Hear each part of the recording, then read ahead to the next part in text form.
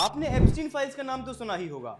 चलिए आपको एक ऐसा केस बताता हूँ जिसे Indian version of Epstein files कहा जाता है। ये घटना है उत्तर प्रदेश की, जहां एक कपल राम भवन और दुर्गावती 33 से ज्यादा बच्चों का रेप करते हैं और 2 लाख से ज्यादा वीडियोस बनाते हैं उन बच्चों की। और ये वीडियोस पूरे इंटरनेट पर सर्कुलेट होती हैं और 47 कंट्रीज में इन वीडियोस को सेल किया जाता है। राम भवन उत्तर प्रदेश के इरिगेशन डिपार्टमेंट में जूनियर इंजीनियर हैं।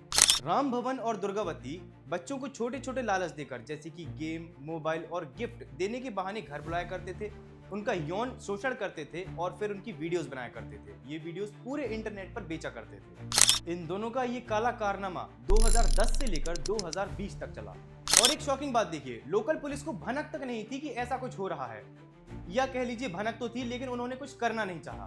विदेश से टिप मिलने के बाद सीबीआई ने केस रजिस्टर किया और बांदा और चित्रकूट वाले उनके रेंटेड रूम्स में जब छापा मारा तो बहुत सारा cash, 12 mobile phones, 2 laptops, hard drives और 16 पेन ड्राइव्स मिले, जिसमें ये सारे वीडियोस थे।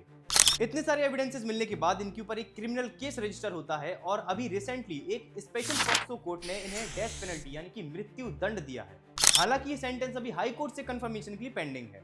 देखिए, इन पति पत्नी ने जो अपराध किया है वो आता है section 6 of protection of children from sexual offences act 2012 के अंदर, जिसे हम जानते हैं एग्रावेटेड पेनिट्रेटिव सेक्सुअल असॉल्ट के नाम से, और इसकी सजा है आजीवन कारावास से लेकर मृत्यु दंड तक। जिस पॉक्सो कोर्ट ने ये सजा सुनाई है उसने इस केस को, इस इंसिडेंट को rarest of the rare case कहा है, यानी कि फांसी की सजा मिलना जरूरी है।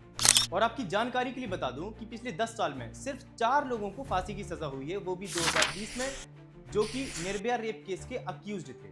तो देखते हैं क्या इस केस में इन पति पत्नी को फांसी की सजा होगी या फिर इनकी सजा को आजीवन कारावास में बदल दिया जाएगा। केस में कोई भी डेवलपमेंट होते ही आपको जानकारी दे दी जाएगी। जब तक जुड़े रहें, जय हिंद।